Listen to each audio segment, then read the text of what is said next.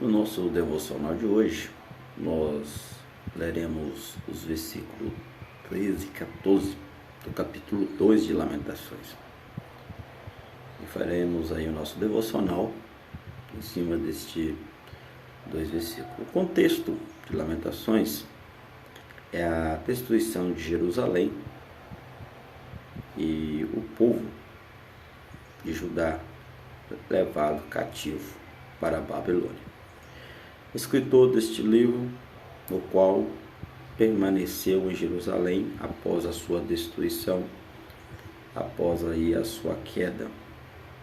Então, os lamentos que nós temos refletido, lido, eles têm trazido uma reflexão profunda, no qual de uma pessoa que está passando uma extrema angústia ao ver a destruição de uma cidade no qual eles depositavam totalmente a sua confiança e achavam que nunca seria destruído, até mesmo pelo templo estar ali, que era um local que eles consideravam santo para a adoração de Deus. Só que eu quero abrir uma aspa aqui. Quando eu falo um local santo para a adoração de Deus, é porque realmente fosse feito a adoração a Deus, sim, é um local santo, porque Deus é santo e requer uma adoração santa. Mas nesse exato momento ali, eles não estavam usando o tempo para essa finalidade. Eles usavam o tempo para qualquer outra coisa, de menos adorar a Deus. Fazendo essa breve introdução, vamos ler os versículos 13 e 14. Que poderei dizer-te?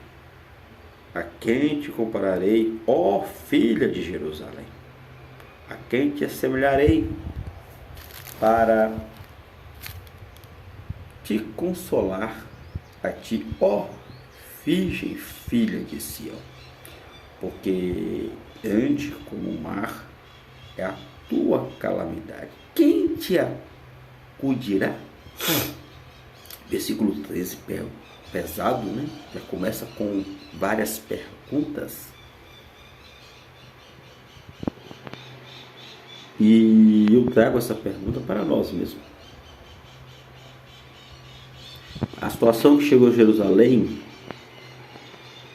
é tão triste e lamentável que deixa aqui o escritor extremamente com falta de esperança pela situação que ele estava passando naquele momento, vivendo. E ele começa aqui o versículo 13 com perguntas: quem poderei dizer-te? A quem te compararei, ó filha de Jerusalém? A quem te assemelharei? Quem vai te consolar? Mas ele responde no versículo 3 mesmo. Porque grande como o mar é a tua calamidade. Quer dizer, o horror, a destruição era tamanha, que aos olhos humanos não havia esperança. É a mesma coisa, fazendo uma comparação. Você vê a sua cidade ser destruída por causa de uma guerra.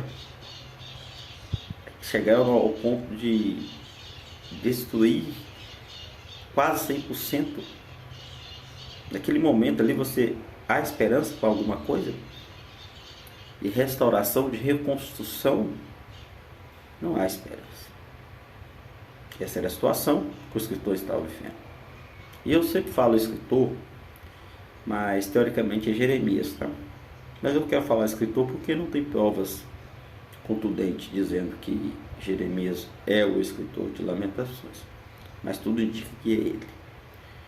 Versículo 14. Os teus profetas te anunciaram visões falsas e absurdas e não manifestaram a tua maldade, mas restaurarem a tua sorte, mas te anunciaram visões de sentenças falsas que te levaram para o cativeiro.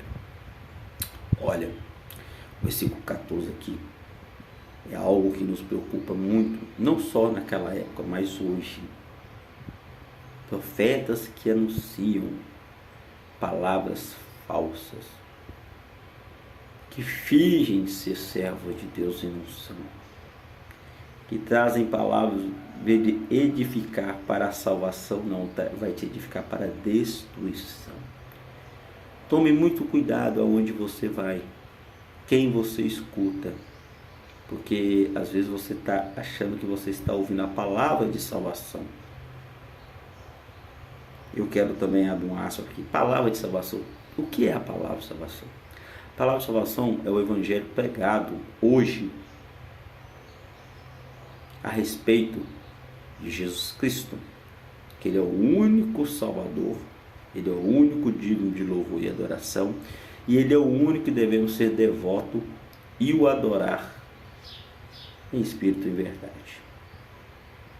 Mas para que nós possamos ser salvos, primeiro passo, nós temos que arrepender do nosso pecado, confessar os nossos pecados, deixar o nosso pecado, aceitando assim a Cristo como nosso único e suficiente Salvador da nossa vida. Então, os profetas aqui de Jerusalém, que não eram profetas verdadeiros, não eram profetas do Deus vivo, estavam trazendo palavras de ruína, palavra de destruição. Olha, não existe meio termo. Ou você serve a Deus, ou você não serve. Ou você é o profeta de Deus, ou você não é. Se você não está trazendo palavra de Deus, você está trazendo palavra de quem?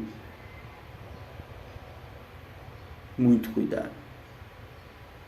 Muito cuidado.